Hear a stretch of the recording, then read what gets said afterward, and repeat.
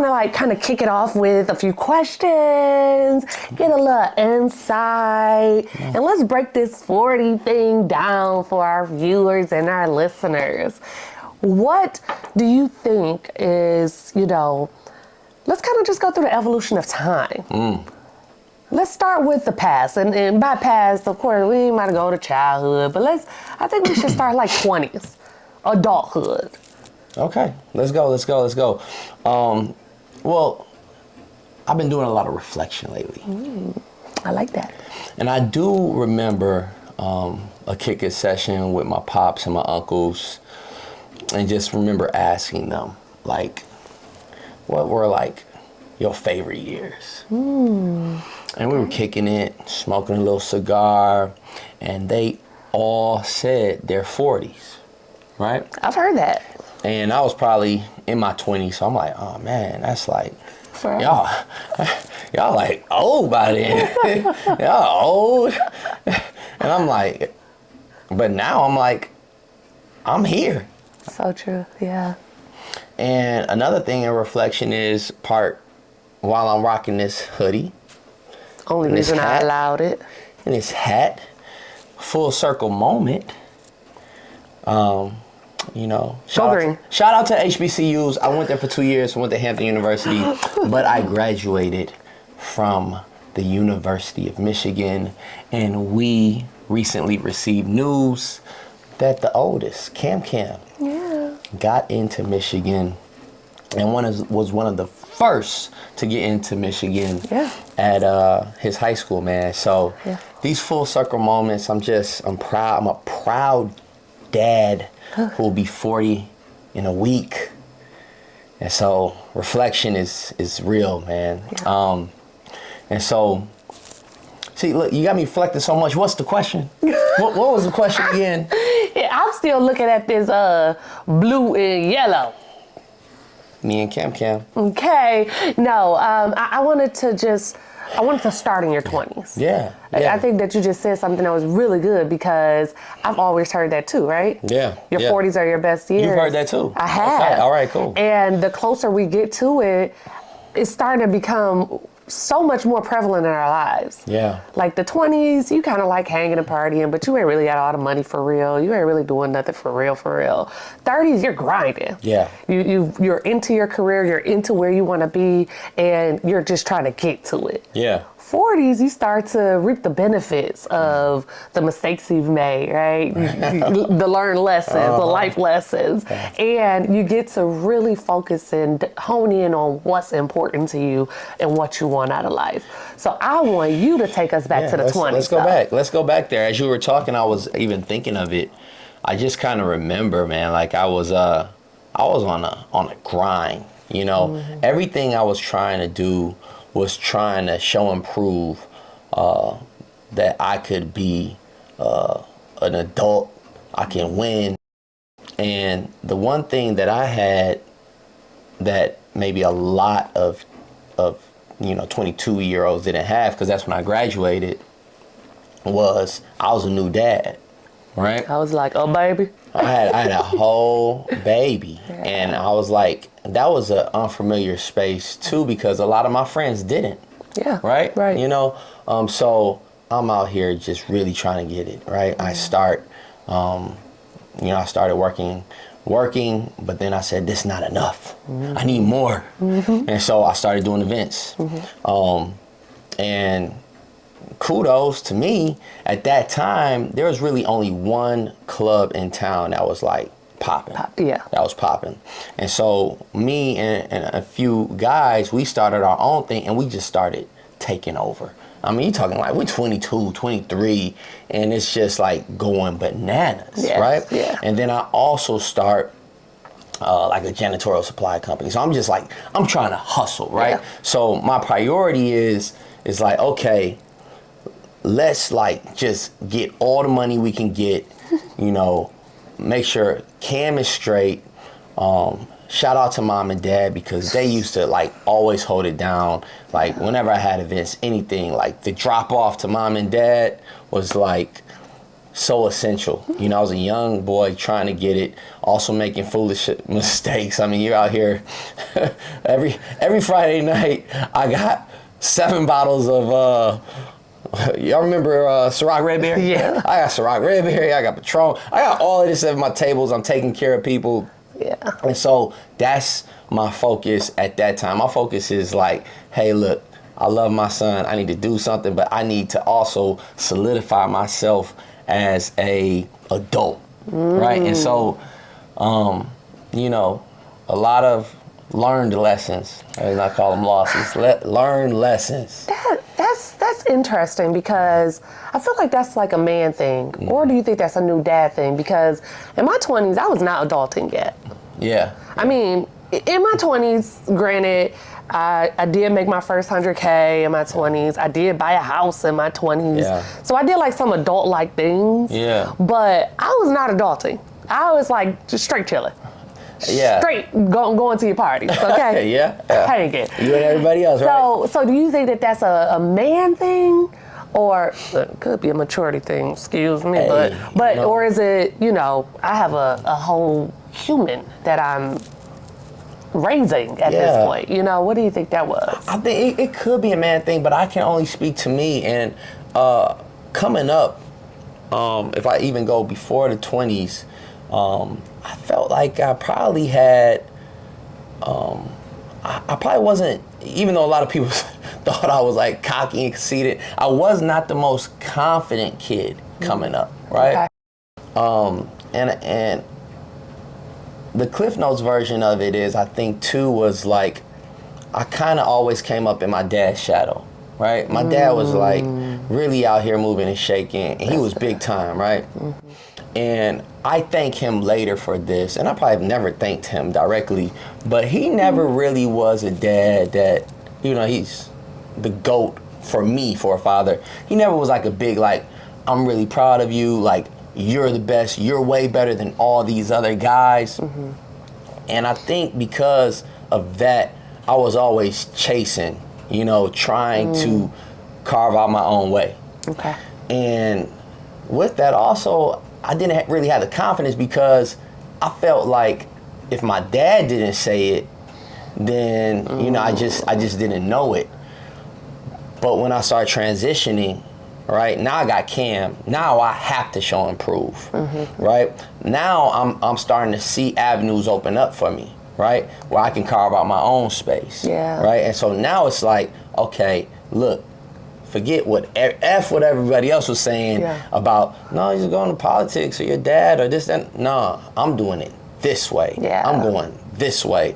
And with that, I would say that was my 20s. You know, that was like the beginning, middle of my 20s. And if we fast forward through the 20s, I kind of really was kind of in a lot of circles, and probably had also too many people around me, right? I think when you start like kind of getting into the party life and you start doing a lot of other stuff, then it's just like you can lose sight of what really matters.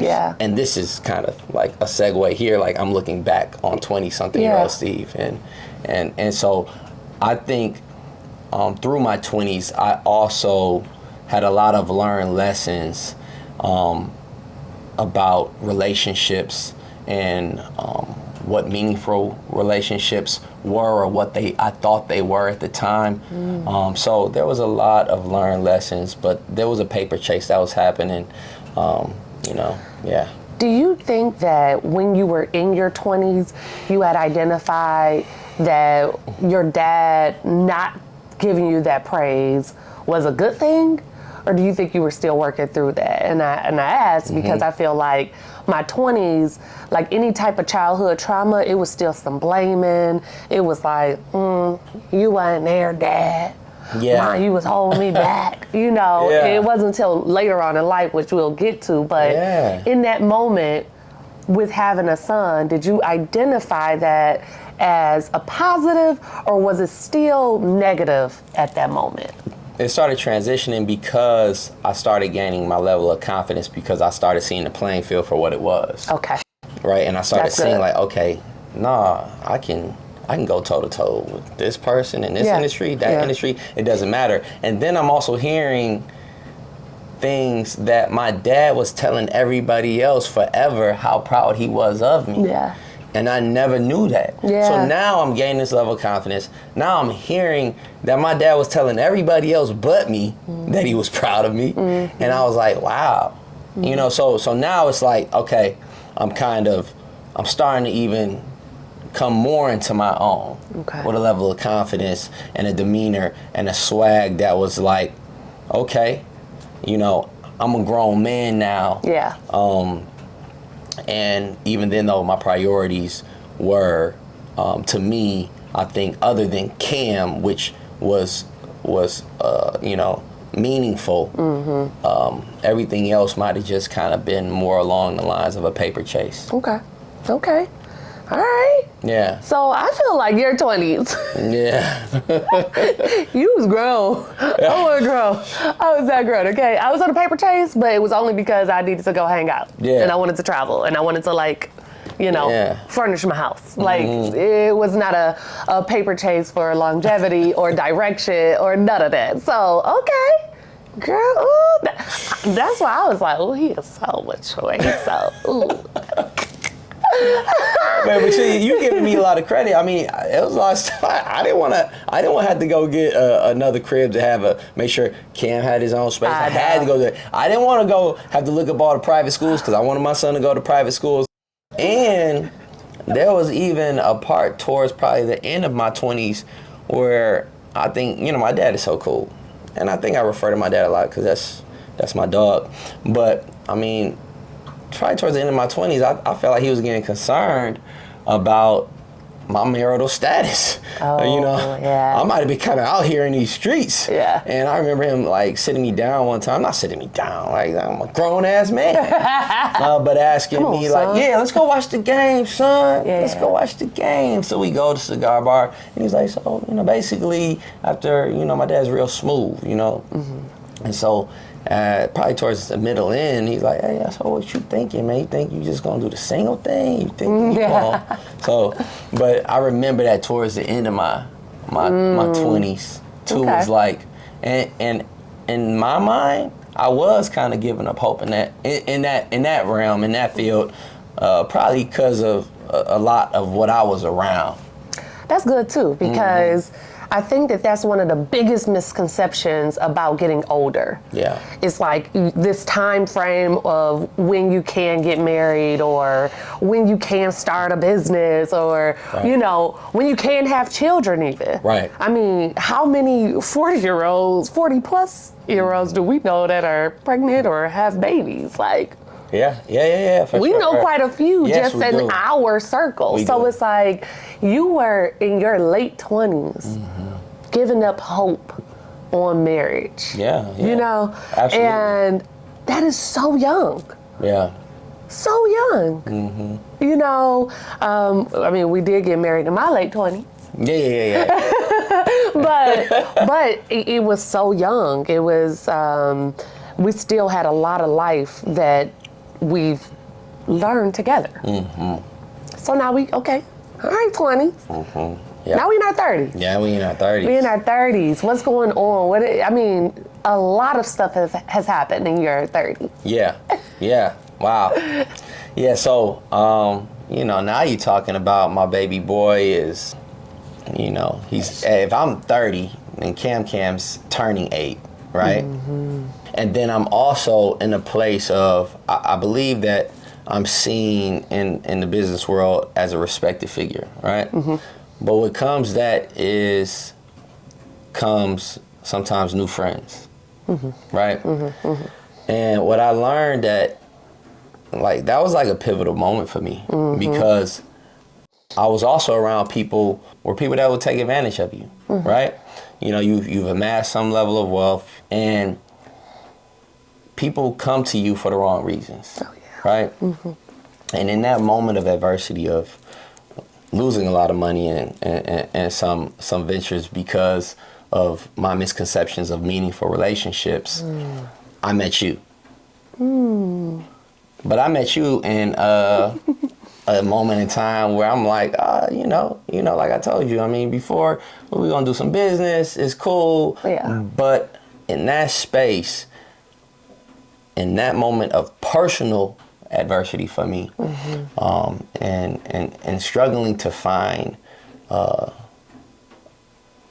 shining light or beacon of trust,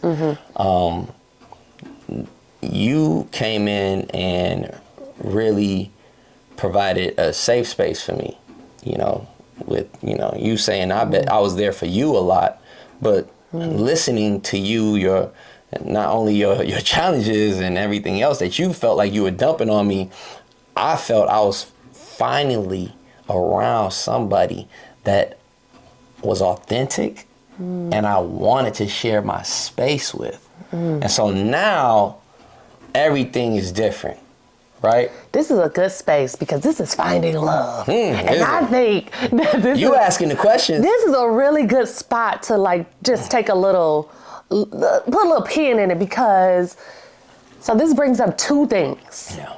Two things. One thing for the men, one thing for the women. Yeah. Women, it's this misconception that you gotta have a man that's already established. He already got his stuff together. He ain't got no baggage. He just got all the money. He getting to it, right? And then men are like, no, she gotta go through the trenches with me, right? Why we can't build together? Why we can't start from the ground up? And it's something wrong with both of them, okay? Something wrong with both of these people that we're talking about. But on the flip side, while I was the one to go through the trenches, I didn't know I was going through the trenches. That's true. I didn't know exactly what was going on, or, what financial ties he had in different business ventures. We were hanging. Yeah. And he wasn't struggling. He wasn't asking me for no money, and I didn't. We were still dating and everything. So it's like the misconception that a man has to have all his stuff together is something that we need to dead. We can grow up and grow through and grind together, but a man is still a man. And a man, even in your vulnerable times, you can't dump on me. I can't carry you. I can't carry you financially. I mean, I don't want to carry you financially, and I just don't think that it's fair to women who are nurturing in nature for you to dump on them. So you did it. No. So I had no clue at the time what was going on, and we were still able to build. And me not needing that, you gotta be established, because what if I, threw that out there while we were dating, like, I'm just looking for a man that's all the way together like you.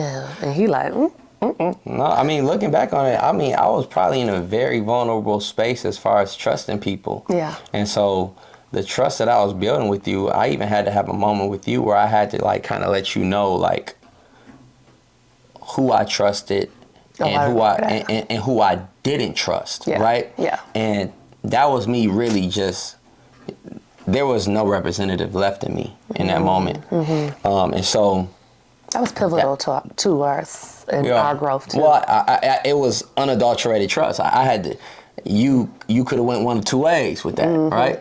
You could have dug in with me, which thankfully she did. Yeah. Or you could have went the opposite way. Yeah. Right? And so that is, moving into my 30s. And then, so now through that vulnerable space for me, I found such a meaningful relationship, so much so that I introduced you to Cam, the entire family, and ultimately proposed to you.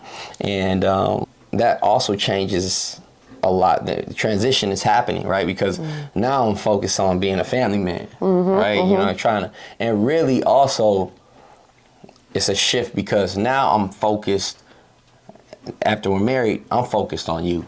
I'm focused on, my purpose has shifted from just Cam and me. Now it's like, okay, I got it. My purpose is all you, all Cam. Yeah. And then me, right? Okay. So this is all changing. Okay. All right, into my 30s. My 30s. We get married I'm 33. Okay. When we get married. So we got married. We added 2 kids. we bought a lot of people's dream house. Not maybe ours, right? Right. We still growing. We still growing. But we made some major strides in your 30s. Mm-hmm. I love that every decade of your life you've gotten better. And of course, we live in a fairy tale, okay? We got the white picket fence house, we got the kids that are just all bright and great, and we did get married, did everything the right way. So it's one of the reasons I be feeling convicted about even talking to single people, because I don't ever want them to think like, how you know? No, we went through the trenches on some other stuff, but we still working. We're still working. That's right. But I think that it's just so important to talk about how all of those life experiences from each decade set you up in your greatness. So like, if you had to tell somebody in their 40s, somebody single in their 40s, right? Oof. Okay, it's a long time. I know, right? No. Single was 10 years ago for me. Single in your 40s, but you was hanging out with the guys. They still shooting at the bartender and all of that. Right? Yeah, you're right. So, single in their 40s, I know it's not too late. No. I know it's not, I might as well give up. Ain't nobody out there, right? As you were feeling in your 20s. Mm-hmm. What advice would you give? What like words of wisdom with all of life that we've lived so far? What would you say to them? That's good. I know exactly what I would say. By this time in your life, you should have meaningful relationships around you. Okay? Mm-hmm. Whether it's family, whether it's a brotherhood, right? We call ourselves the brotherhood because that is what it is. Mm-hmm. And you should be intentional on working on those relationships, feeding into those relationships, giving, right? Yeah. Showing up for them. Because if you do that and you think of somebody and you call them and you check on them, I believe you're open to receiving, right? Even spiritually, being able to receive a wife is, you have to be ready. Right? And I didn't know that, right? Everything was, and I've said this before, was about how can they show up for me. But if you are constantly working on the meaningful relationships in your life, then you can be ready to receive that final meaningful relationship by working on all of your meaningful relationships. And that's the advice I would give, because I think that when we are ready for things, then they can come, right? Yeah. Your palms is itching, you ready for it. Yeah. You want a wife, show you ready. Be ready. Be open for it. Yeah. So that is something that I would say to even myself but somebody that is, they're 40 and they're out there single.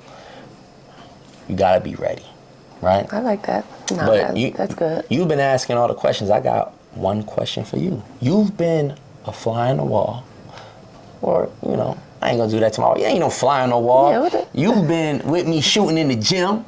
Let's say that. Ain't no fly on the wall. What is the biggest evolution that you've seen from me over our 10 years, decade of being with each other? I think that you've always been a good listener.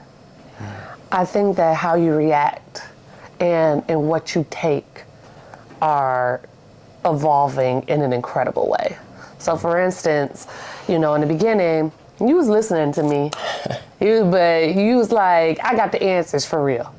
Let me just tell you what to do. Yeah. And it was necessary in that moment, right? I needed it a lot of times. Mending relationships with like my dad or something like that. You were like, that's your dad. And I'm like, okay, and I needed that direction, and it was pivotal at that time. Yeah. Fast forward now, when it comes to maybe talking through how to deal with Cam, right? Deal with a situation with him or his mom, or, what avenue to take in business or any of that. You've been more receptive to listen and digest it and implement it. So it's not, it's like the more wisdom, the more experience, the more life that you've gotten, you've been able to process things and take what you need from what advice is given. And I think that that's huge and has been really, really good for our relationship and the growth of just Jenni and Stephen. I think it's important to kind of have a little goal setting session right here. Come on. What do you have in mind for your 40s? Like, what are you envisioning as being the key point? Okay, marriage, kids, house, all of that was like key points in 30s. Yeah. What does 40s look like for you? Family, health, and wealth. Okay. Like we start there. Okay. Family, health, and wealth, and meaningful relationships. Yeah. And I know what that matters, what that means now, right? You, the fellas I got around me now, you could take them to the bank, baby. That's tried and true, baby. Yeah. There is no doubt. I have no doubt about anybody that's around me now. That's good. And also from here on out, anybody that wants to do anything with me, business, anything, if you don't take care of your family, I ain't got nothing for you. We got bare bones foundations right there, right? Like, this is what I'm about, right? If you come step to the table, you want to do business with me, but you don't take care of your family, we got nothing to talk about. You don't take care of your kids, right? If I'm going to look at all of that, what you hold fundamental to yourself.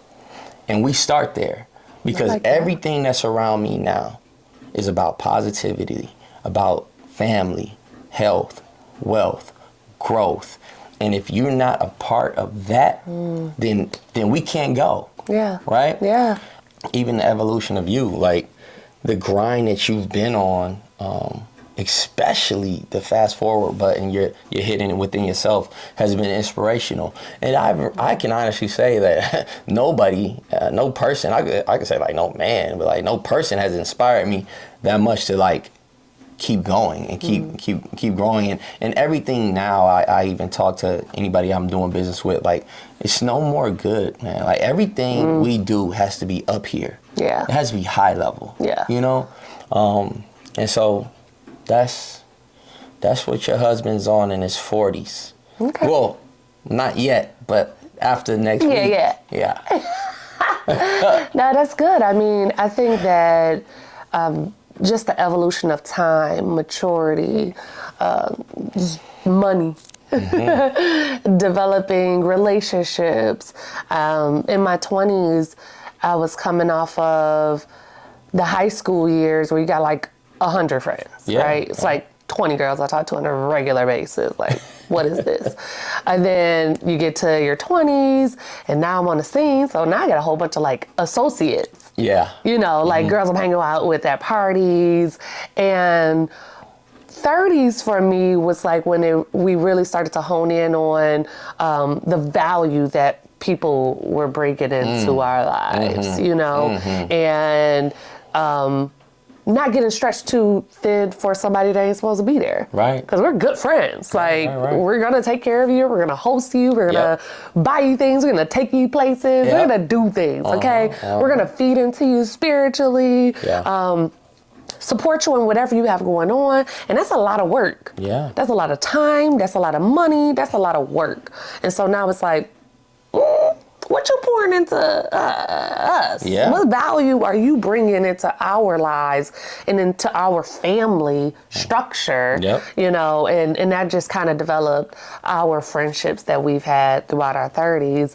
But I think that our 40s, I think our friendships are going to come from places that we've never been, rooms we've never been in. It's going to be like wealth and love developed type of relationships.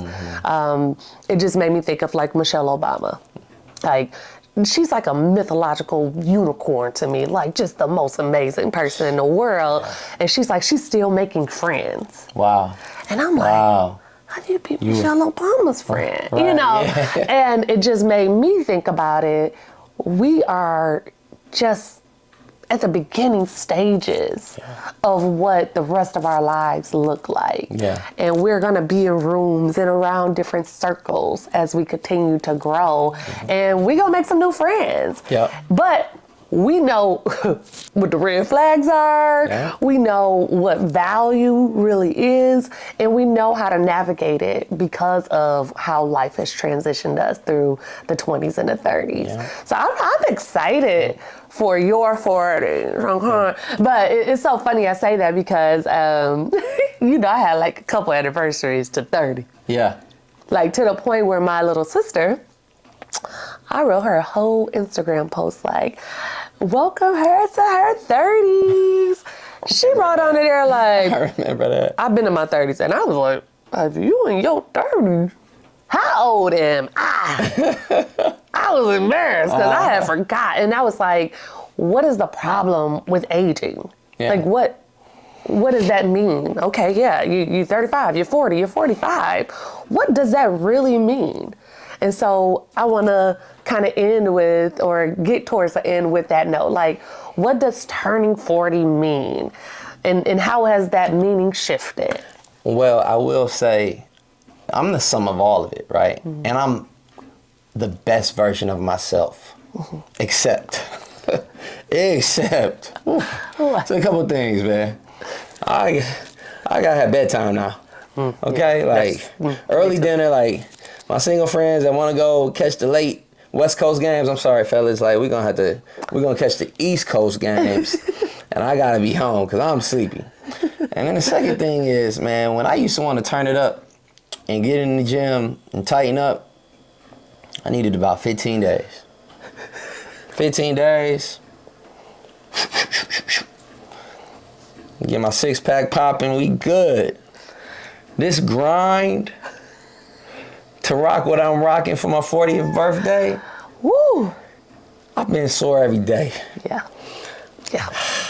I'm like, oh, recovery is a thing. Yeah. But look, I'm still going. I'm going, man, because the countdown is happening. The party is coming, and I'm going to show up. But I'm the best version of myself. But physically, you know, rest days are needed. Yes. I'm going to have to, you know, ice bath maybe. But, yeah. Do you remember when we used to eat like a whole large pizza, Oh, man. some Qdoba nachos, and kick it off with a split of Charlie's Philly cheesesteak? Yo, college football Saturday. They better know it. And we would just like go run for miles and we'd be back. Yeah. If I even smelled that spread of food right now, I gained 2 pounds. I'm sore right now. Yeah. Me too. I mean, Yeah. Tunde, was it Tunde or was it Jess? Jess Sims with Tunde on the Peloton kicked It's our all butt. merging together now. It's said- all clouded. Hold on, wait. How many push-ups is we gonna do? Like, and they like, hit your flow state. Whoever say that, that's what it was. Because I said I haven't hit it yet, and I don't know what that means. Yeah. You talking about Tabatas and all type. Man, look. I'm like, But we still, family, health, and wealth. I'm committed, man. Oh, yeah. I just know that, you know, like I said, I'm just a little sore. Yeah. But I'm going to show up. I'm going to show out. I'm a big step for the 40th. Yeah. With my lady on my arm. I'm good, man. Like, I feel good.